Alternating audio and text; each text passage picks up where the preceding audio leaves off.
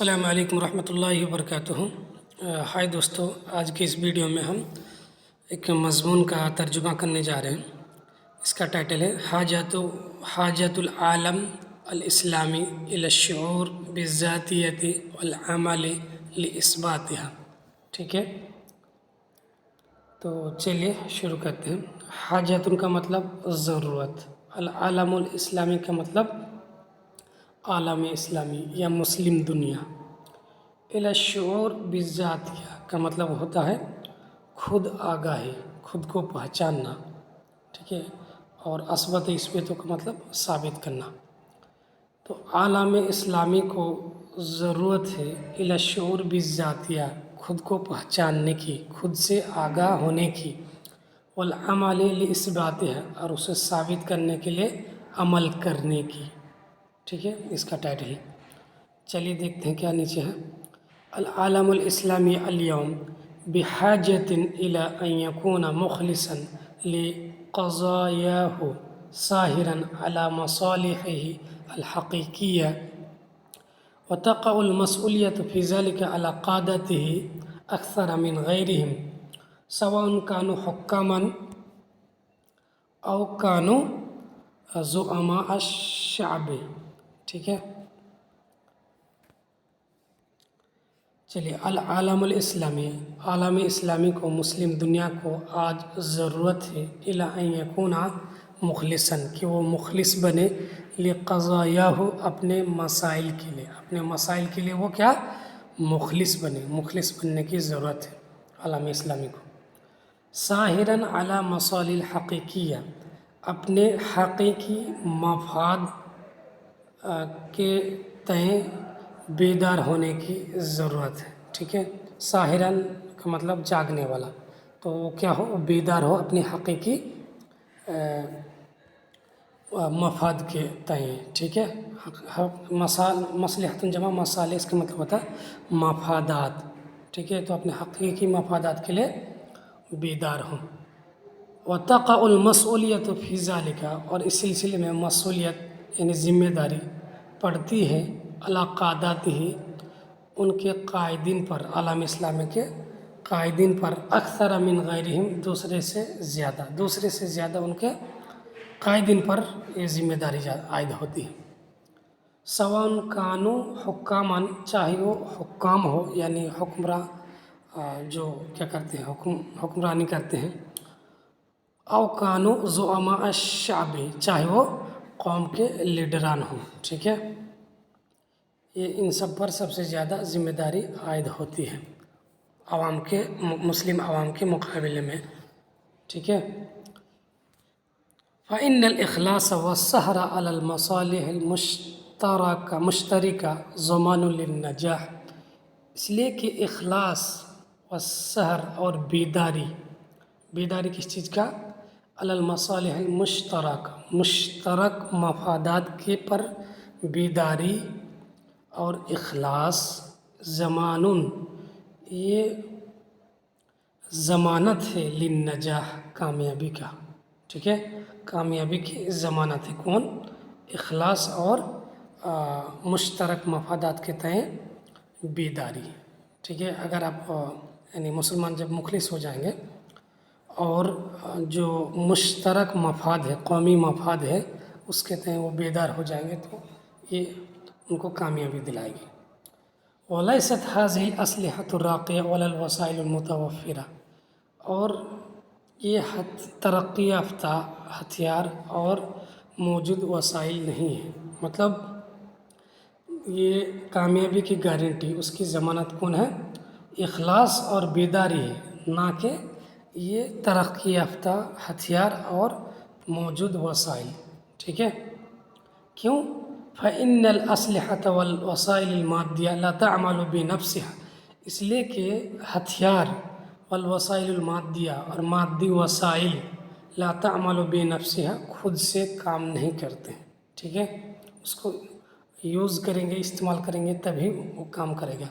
اب ایسے ہی کہیں گے ہم ڈھیر رکھ دیں گے ہتھیار، تو اس سے کچھ کام نہیں ہوگا۔ بل انما تحرکها وتستعملها الایدی الانسانیہ، بلکہ اسے چلاتا ہے، اسے استعمال کرتا ہے انسانی ہاتھ ہی اسے چلاتا ہے اور استعمال کرتا ہے، ٹھیک ہے۔ والعقول البشریہ، اور انسانی عقلیں، انسانی ہاتھ ہی اس کو چلاتے ہیں، اسے استعمال کرتے ہیں۔ وهذه الأيدي والعقول لا تتحرك للخير ولا تعمل بدون الإخلاص واليقظة، اور یہ ہاتھیں اور عقلیں وہ آگے نہیں بڑھتی ہے خیر کے لیے، کسی بھی کام خیر کے لیے، بھلائی کے لیے، ولا تعمل، اور نہیں کام کرتی ہے بدون الاخلاص، بغیر اخلاص اور بیداری کے، ٹھیک ہے، بغیر اخلاص اور بیداری کے ہاتھ نہ کام کرتی ہے اور نہ ہی عقلیں کام کرتی ہیں، ٹھیک ہے۔ اگر آپ مخلص نہیں ہیں تو آپ کے پاس عقل بھی ہو، ہاتھ بھی ہو، تو آپ کام نہیں کریں گے۔ وهذا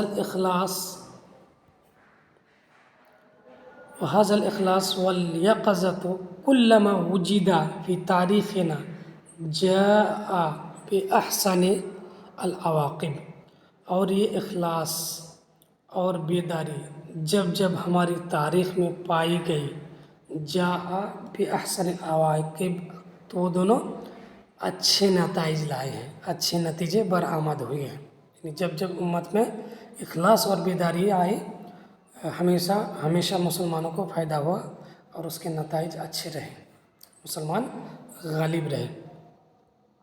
وَلَمْ يَحُلَّ فِي طَرِيقِهِمَا لَا قِلَّةُ الْعَدَدِ وَلَا قِلَّةُ السِّلَاحِ، اور ان کے راستے میں حائل نہیں ہوئی قلت عدد اور نہ ہی قلت السلاح، یعنی مسلمان کم تعداد میں ہیں، ہتھیار کم ہیں، یہ دونوں کبھی بھی مسلمانوں کی ترقی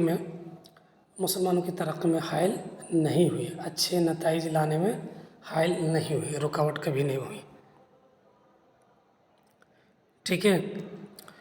وتاریخ الاسلام حافل بأمثلة رائعة غلبت فيها القلة على الكثرة، اور تاریخ اسلام بھری پڑی ہے دلکش اور خوبصورت مثالوں سے، جس میں قلت جو ہے کثرت پر غالب آئی، جس میں اقلیت اکثریت پر غالب آئی، مسلمان کم تعداد تھے، دشمن زیادہ تھے، پھر بھی مسلمان غالب آئی۔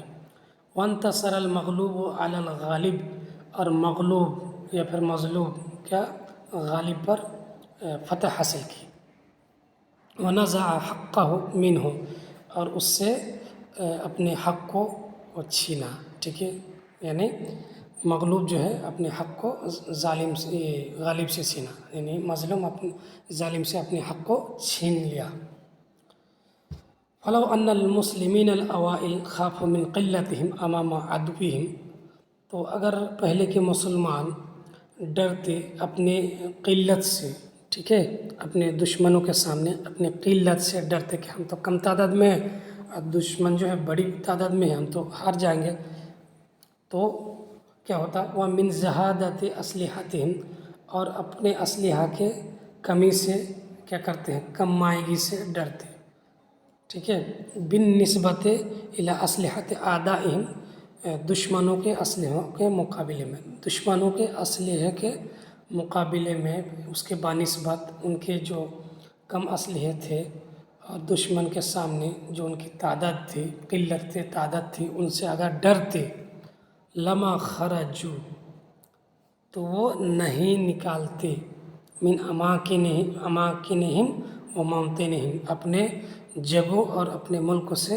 نہیں نکلتے، ولما کننا حیث نحن الآن، اور ہم اس طرح نہیں ہوتے جس طرح ابھی ہے، یعنی جتنی بڑی تعداد میں مسلمان ہیں ابھی پوری دنیا میں بستے ہیں ہر جگہ، اس طرح نہیں ہوتے۔ اگر مسلمان یہ سوچتے کہ ہم جو ہے کم تعداد میں ہیں، ہمارے پاس ہتھیار بھی کم ہے، تو ہم دشمنوں سے کیسے مقابلہ کر سکتے ہیں، کیسے جیت سکتے ہیں، ٹھیک ہے۔